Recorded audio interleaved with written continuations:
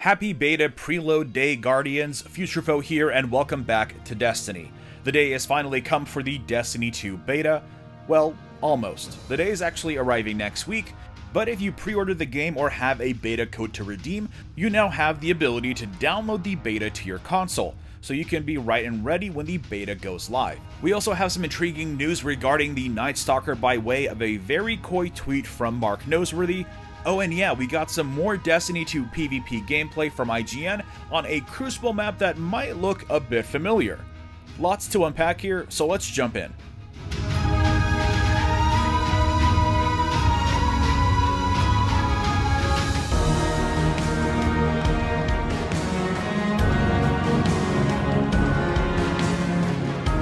So let's kick things off with the beta. As I mentioned, you can now pre-download the game on PS4 and Xbox One. It should automatically be available on the digital stores, but if you have a beta code or have redeemed a beta code, I'll leave a link down below to a pretty comprehensive Reddit post that outlines the instructions there.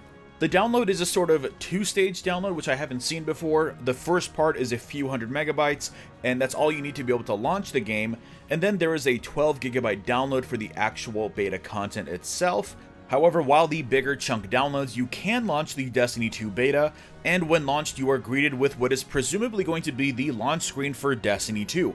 We can see it sports a very refreshing white background and the logo in black. And of course, it's accompanied with some of that incredible Destiny 2 music. And in case you're curious, you can press X to play, and the first thing you see is a very sleek new loading animation which cycles through the 3 class icons, a very nice touch.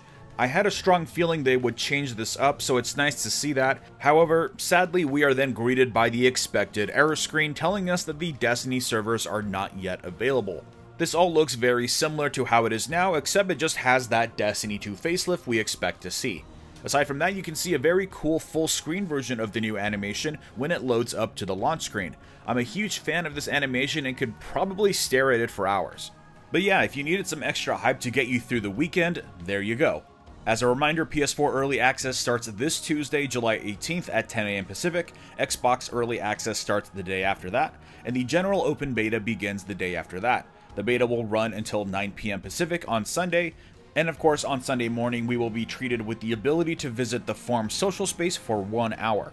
I'll be live streaming every little bit of the beta next week over on twitch.tv/futurefoe. Be sure to hop on over there, follow me, and turn on notifications if you want to know when I go live. I will most likely be running a test stream tomorrow morning to make sure everything is sort of working the way it should, so feel free to stop on by and say hello, and to tell me how the stream looks and sounds. I think everything is good to go, but of course your feedback would be invaluable. Next, I want to move on to some potentially exciting news, and I do use the word potentially very purposefully, as we got some hints into whether or not the game will launch with all 9 subclasses. As of right now, we only have 2 subclasses announced for each of the classes, with no signs of a third, so this naturally led many people to believe that the game will only launch with the 6 we know of right now. Interestingly enough, these same elemental subclasses are missing with this launch: the Solar Titan, the Arc Warlock, and the Void Hunter. This leads me and some others to believe that the third subclass may be a surprise kept until the launch of the game for us to discover, and I really do believe that we will have to rediscover or unlock these subclasses again after defeating the Red Legion and restoring the Traveler's Light again, assuming that's how the story will go down. Now, of course, this is all stuff we've already talked about, but there was some validity granted to this theory by way of Mark Noseworthy on Twitter. Today, when asked about the state of the Night Stalker, Mark had this to say: "There are many things we are not going to announce or reveal before September 6th. We want the community to have new memories of discovery together." If this doesn't confirm the return of the Night Stalker and the other subclasses at launch, I don't know what will. Well, I suppose actually discovering them in-game will. So for science, I think I'm going to start my playthrough with my Hunter this September to find out for myself. While the Titan is my favorite overall class, the Night Stalker is easily my favorite subclass in Destiny, and I'm just too excited at the prospect of rediscovering it all over again. Let's just hope it's adapted well to the whole roaming supers revamp. Finally, we have some exciting new Crucible gameplay by way of IGN. We see the Dawnblade, the Sentinel, and the Striker in action, but perhaps more interestingly is the new Crucible map they're playing on called Vostok. Yes, as in Vostok Observatory. as in the location of the Iron Temple on Fellwinter Peak. I can't blame Bungie for retrofitting this space as a Crucible map. The area is definitely the most graphically impressive part of Destiny 1, and I think it fits in quite well. There is definitely some new sections here to explore as well, but overall, who would have thought this would have made such a great control map?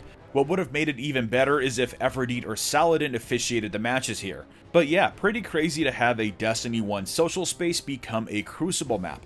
Some may complain, but as long as it's providing me with more Crucible maps, I'm not going to complain, as long as there are also plenty more shiny new spaces like Endless Vale to go along with it. Now, this does debunk some things. First, the weapon is most likely not an exotic as we had thought earlier this week, as we see a matching sniper rifle also being equipped at the same time. Although I'm now curious if this is some kind of new foundry, or maybe it's just another case of blues and greens looking better than most legendaries. I'm not sure. Also, it seems that this will not be a space explored in the campaign as I theorized in a previous video. If you want to watch a full tour of this new space along with watching some of the new Crucible footage, I'll leave a link down below to all of the videos. Anyways, what are your thoughts on this quote-unquote new Crucible map? What are your thoughts at the prospect of the Night Stalker being released at launch only for us to discover? Leave your thoughts in the comments below, drop a like if you enjoyed this video, and subscribe for more Destiny content. And I will see you all next time. Some of the notable changes start with the fact that it does seem like it takes an extra second to cast since it is an override.